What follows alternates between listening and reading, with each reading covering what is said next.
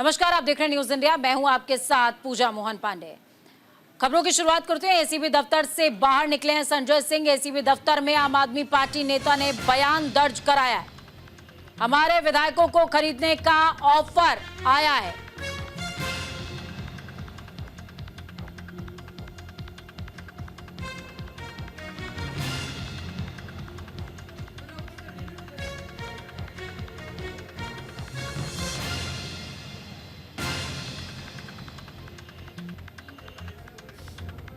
तो बड़ी अपडेट आपको बता रहे हैं।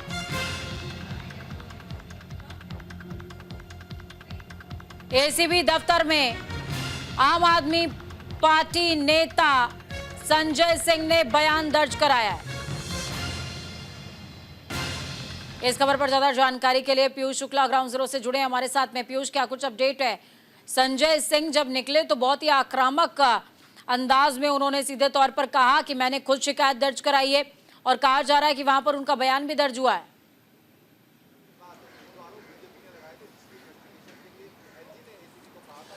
देखिए, सबसे बड़ी बात है पूजा कि संजय सिंह यहाँ पहुंचे थे, उन्होंने अपनी शिकायत दर्ज कराई। शिकायत दर्ज करा के वो बाहर निकले। हालांकि उनसे जब पूछा गया कि क्या अंदर उनके बयान भी दर्ज हुए हैं, तो उन्होंने इस बात से पूरी तरह से इनकार कर दिया। उन्होंने कहा मैं तो यहाँ शिकायत करने आया था, ना कि बयान दर्ज कराने आया था। तो ये बात कहना, चूंकि संजय सिंह जब खुद इस बात की पुष्टि कर रहे हैं कि मैं यहाँ पर शिकायत करने आया था, बयान दर्ज कराने नहीं आया था, तो जाहिर सी बात है इस बात को कहना ठीक नहीं होगा कि वो उनका बयान दर्ज हुआ है, बल्कि वो शिकायत करने आए थे। शिकायत दर्ज कराए उन्होंने, और जो भी बातें थी उन बातों को सीएबी के सामने रखा, और उसके बाद वो यहाँ से रवाना हो गए। और उधर दूसरी तरफ जो टीम सीएबी की पहुंची हुई थी अरविंद केजरीवाल के आवास पर, जाहिर सी बात है एजेंसी के पास यहाँ से कोई सूचना पहुंची होगी कि कहीं ना कहीं जब शिकायत खुद संजय सिंह यहाँ दर्ज करा रहे हैं, इनके तरफ से शिकायत मिल चुकी है, तो निश्चित तौर पर वहाँ से टीम अब वहाँ से हटा ली गई है, टीम वापस वहाँ से आ रही है। तो जाहिर सी बात है यहाँ से संजय सिंह अपनी शिकायत दर्ज कराई है।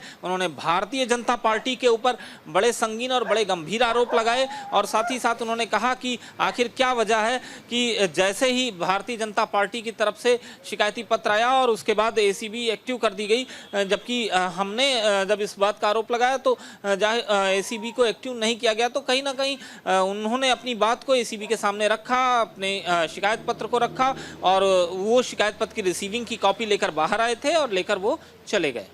बिल्कुल। इस बीच देखिए पीयूष, एक विषय और है समझने वाला। यहाँ पर जिन फोन कॉल्स का जिक्र उन्होंने किया, फोन नंबर्स का जिक्र किया, उस पर क्या किसी एसीबी के अधिकारी की तरफ से कोई बयान सामने आया है, या उसकी जांच होगी? जांच होगी तो कब तक उसकी कोई टाइमलाइन डिसाइड की गई है? क्योंकि अगर आम आदमी पार्टी के विधायकों को कॉल ना आया होता, प्रत्याशियों को कॉल ना आया होता, तो नंबर शेयर नहीं होते। नंबर शिकायत पत्र में लिखे गए हैं और बकायदे उनकी जांच मांगी गई है संजय सिंह की तरफ से।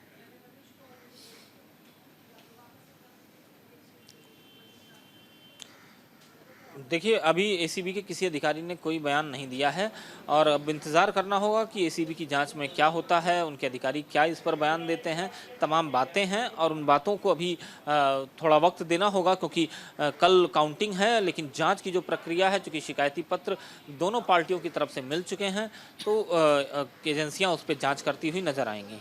चलिए, बहुत शुक्रिया हमारे साथ जुड़ने के लिए पीयूष, अहम जानकारी साझा करने के लिए।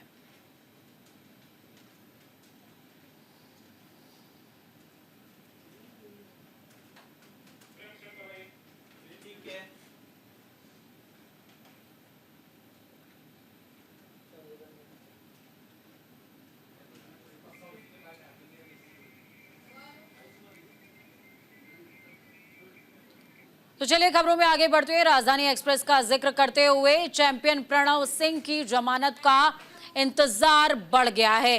प्रणव सिंह को सीजेएम कोर्ट से नहीं मिली है राहत। धारा 109 हटाने की अर्जी भी कोर्ट ने खारिज की है। पुलिस ने धारा 109 हटाने की अर्जी दी थी। सीजेएम कोर्ट में वर्चुअली पेश हुए हैं प्रणव सिंह। जमानत के लिए हाईकोर्ट का रुख करना होगा।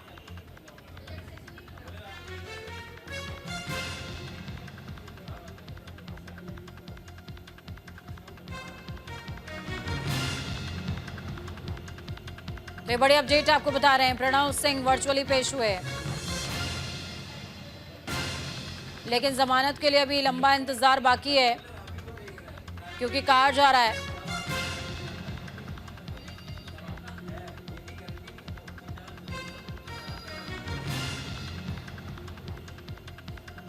कि हाई कोर्ट का रुख करना होगा।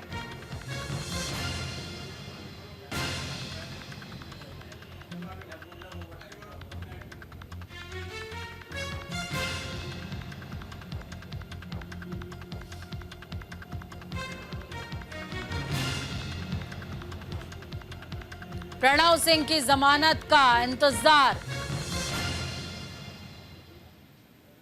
अभी लंबा है।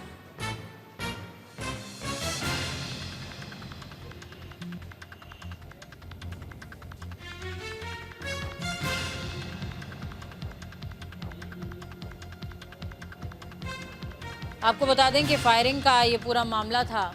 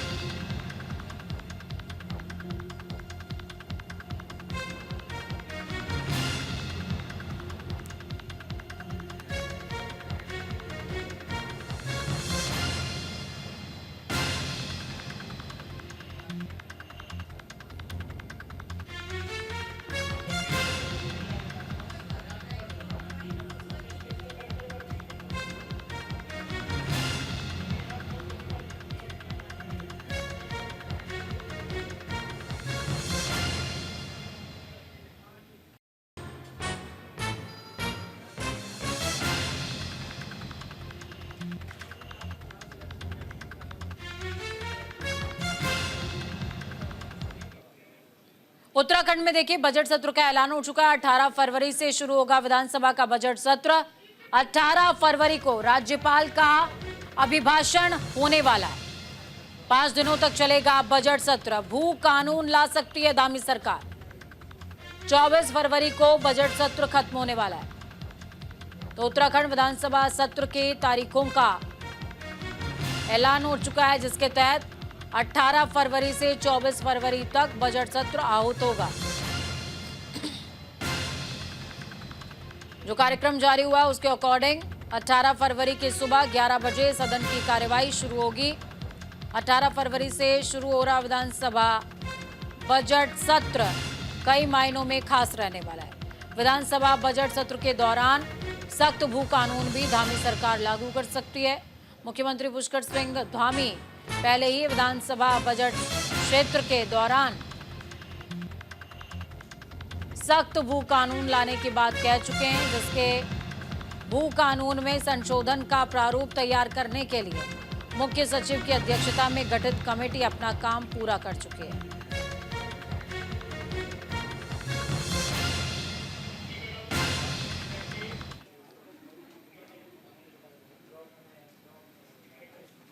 तो वहीं देखिए उत्तराखंड का बजट सत्र क्या कुछ खास रहने वाला है।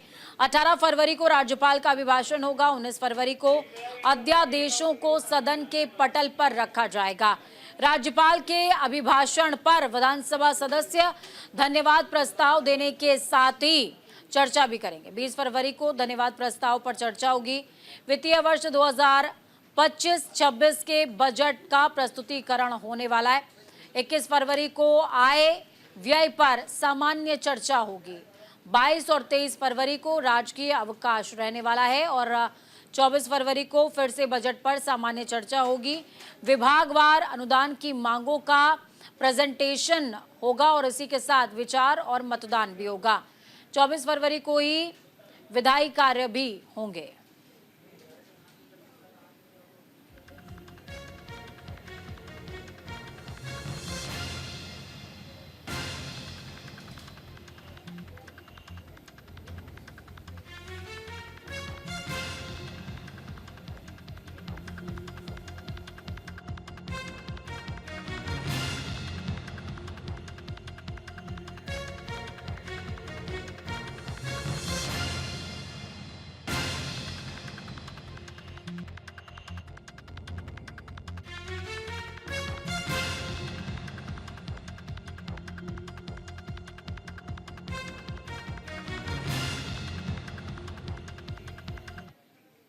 उत्तराखंड के खिलाड़ियों ने रचा है नया इतिहास। 38वें नेशनल गेम्स में उत्तराखंड ने नया रिकॉर्ड बिल्डअप किया है।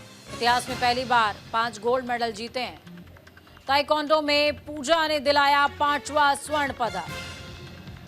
राष्ट्रीय खेलों में सोना जीतने में उत्तराखंड ने नया कीर्तिमान बना लिया है। ताइक्वांडो में राज्य की पूजा यादव के स्वर्ण पदक जीतते ही राज्य को स्वर्ण पदकों की संख्या बढ़कर 5 हो गई है। ये पिछले सभी राष्ट्रीय खेलों में अब तक का रिकॉर्ड है।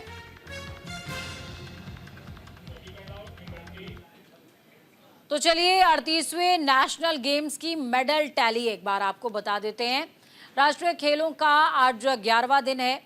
उत्तराखंड ने 34 मेडल अब तक जीते हैं। उत्तराखंड के पास कुछ 5 जो है, माफ कीजिएगा, गोल्ड मेडल्स हैं। देवभूमि ने 15 सिल्वर मेडल भी जीते हैं। उत्तराखंड के पास 15 ब्रॉन्ज मेडल्स भी हैं। उत्तराखंड ने ताइक्वांडो में गोल्ड जीत करके इतिहास रचने का काम किया है। उत्तराखंड ने वुशु में सोना जीता। उत्तराखंड ने वाटर स्पोर्ट्स में भी गोल्ड जीता है। उत्तराखंड को योगासन और लॉन बॉल्स में भी सोना यानी कि गोल्ड मेडल मिला है। मेडल टैली में उत्तराखंड 17वें स्थान पर है। कुल मिलाकर के 54 मेडल जीतकर पहले स्थान पर कर्नाटका बना हुआ है। कर्नाटका के पास 30 गोल्ड हैं, 11 सिल्वर हैं और 15 ब्रॉन्ज मेडल्स हैं। सर्विसेज स्पोर्ट्स कंट्रोल बोर्ड दूसरे स्थान पर बना हुआ है। सर्विसेज स्पोर्ट्स कंट्रोल बोर्ड ने कुल मिलाकर के 52 मेडल जीते हैं, जिनमें 28 गोल्ड मेडल्स हैं, 12 सिल्वर मेडल्स हैं और 12 ब्रॉन्ज मेडल जीते हैं। मेडल टैली में तीसरे स्थान की भी अब बात कर लेते हैं। मेडल टैली में तीसरे स्थान पर महाराष्ट्र है। महाराष्ट्र के पास 19 गोल्ड मेडल्स हैं, 36 सिल्वर मेडल है और 33 ब्रॉन्ज मेडल हैं। तो ये टॉप 3 प्लेयर्स हैं और इसके अलावा उत्तराखंड ने कीर्तिमान 5 स्वर्ण जीत करके स्थापित किया है, क्योंकि अभी तक कभी भी ऐसा नहीं हुआ कि गोल्ड मेडल की टैली में 5 मेडल्स उत्तराखंड ने जीते हों। ऋषिकेश नगर निगम में शपथ ग्रहण समारोह हुआ। नवनिर्वाचित मेयर और पार्षदों ने शपथ ली है। मेयर शंभू पासवान के साथ साथ 40 पार्षदों ने शपथ इस दौरान ली है। डीएम सविन बंसल ने शपथ दिलाई है। गोपनीयता की शपथ है। कैबिनेट मंत्री प्रेमचंद अग्रवाल मुख्य अतिथि इसमें रहे हैं। नगर निगम में बीजेपी के मेयर और 18 पार्षद जीते हैं। तो नगर निगम ऋषिकेश के नवनिर्वाचित मेयर शंभू पासवान और वार्ड के 40 पार्षदों ने आज भव्य शपथ ग्रहण समारोह में पद और गोपनीयता के साथ ही शहर के विकास की शपथ ली। डीएम सविन बंसल ने सबसे पहले मेयर और उसके बाद मेयर ने सभी पार्षदों को शपथ दिलाई है। शपथ ग्रहण समारोह के बड़ी संख्या में लोग साक्षी बने। शपथ ग्रहण करने के बाद मेयर ने शंभू पासवान ने दावा किया कि शहर की सरकार का जो गठन हुआ है उसे सरकार को शहर के विकास के लिए बेहतर रूप से चलाया जाएगा।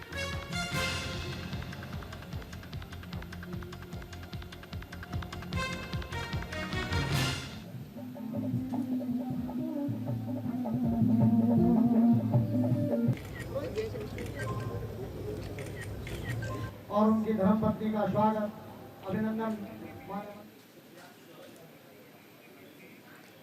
विकासनगर में शपथ ग्रहण समारोह का आयोजन हुआ। निकाय चुनावों में नवनिर्वाचित प्रत्याशियों ने शपथ ली है। धीरज नौटियाल समेत 11 सभासदों ने शपथ ली है। डीएम विनोद कुमार ने शपथ दिलाई है।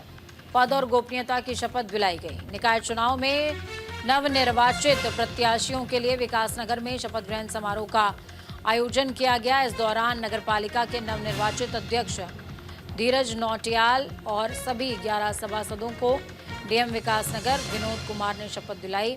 इस मौके पर विकासनगर विधायक मुन्ना सिंह चौहान, पूर्व कैबिनेट मंत्री नवप्रभात चक्राता, विधायक प्रीतम सिंह सहित बड़ी संख्या में सभी लोग मौजूद रहे।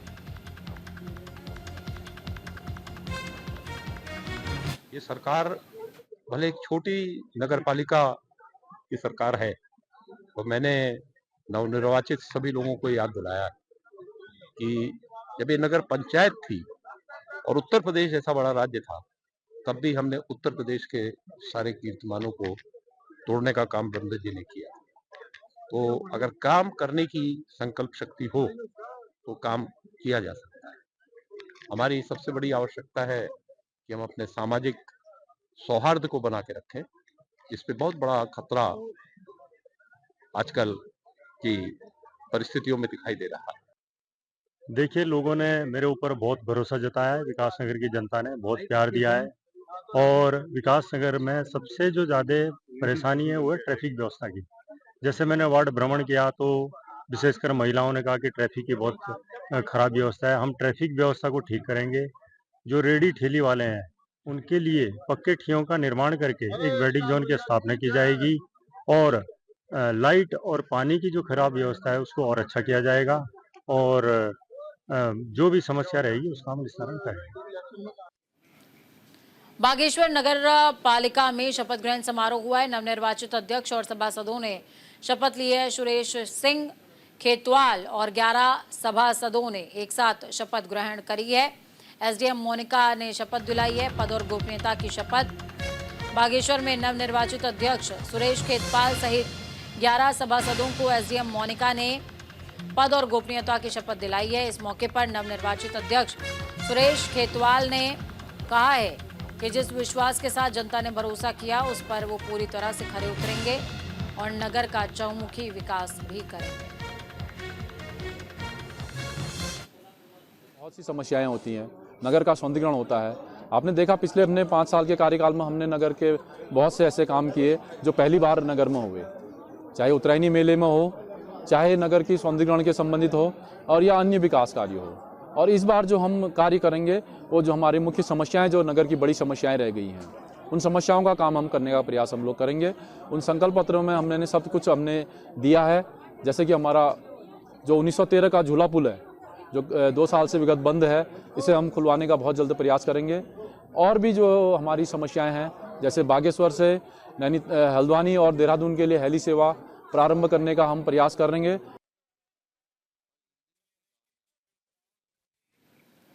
नगर पालिका बड़कोट के नवनिर्वाचित अध्यक्ष विनोद डोभाल ने भी शपथ ली है।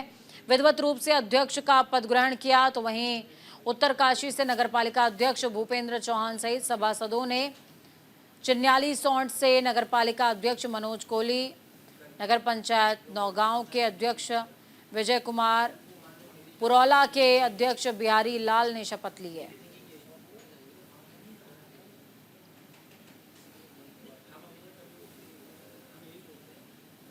तमाम जनता को मैं हार्दिक दिल से इधर देखिएगा रोज। उत्तराखंड के जंगल को आग से बचाने के लिए धामी सरकार ने इस बार पहले से ही योजना बना ली है। देहरादून में हुई अहम बैठक में प्रमुख वन संरक्षक, पीसीसीएफ और एपीसीसीएफ के अधिकारियों ने इस मसले पर विचार विमर्श किया, जिसमें यह तय किया गया कि फायर सीजन में पीसीसीएफ, एपीसीसीएफ रैंक के अफसर मोर्चा संभालेंगे। इतना ही नहीं, 10,000 फायर वॉचर्स और स्वयं सेवक जंगल की आग पर नजर बनाए रखेंगे। आपको बताते चले, उत्तराखंड सरकार ने जंगल की आग पर काबू करने के लिए केंद्र सरकार को एक प्रोजेक्ट भेजा है, जिसमें केंद्र से 500 करोड़ रुपए की मांग की गई है। वन विभाग को उम्मीद है कि केंद्र सरकार जल्दी फंड मुहैया कराएगी। तो वहीं वन विभाग जंगल की आग से बचने के लिए पहले से ही मॉक ड्रिल में जुट गया है, ताकि इस बार जंगल की आग से निपटने में कोई दिक्कत ना हो।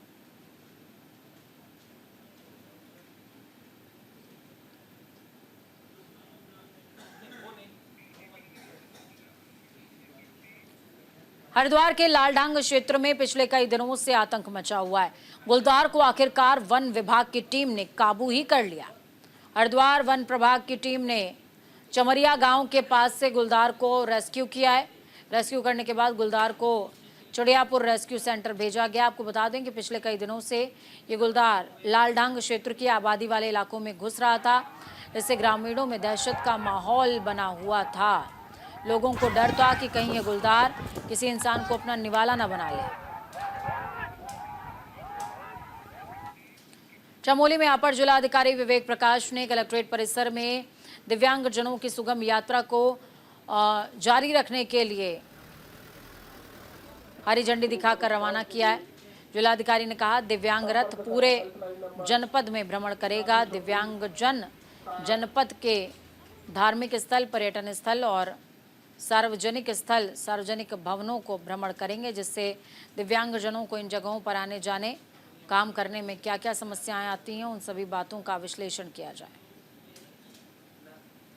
किया गया है कि पूरे ज़िले में जो है भ्रमण करेगा और ज़िले के जो विभिन्न धार्मिक स्थल हैं, जो मुख्य कार्यालय हैं, वहाँ जाएगा और जाकर के दिव्यांगजन जो है उनको देखेंगे कि कैसे समस्याएँ क्या हैं, प्रॉब्लम्स क्या हैं और क्या दिक्कतें आती हैं उनको जो है जाने आने में, क्या कार्य करने में, तो उन सभी को इंटरव्यू लिया जाएगा और जो फ्यूचर जो प्लानिंग करेंगे हम लोग करेंगे मानेंगे उसके साथ उनके जो सुविधा के अनुसार डेवलप किया जाएगा।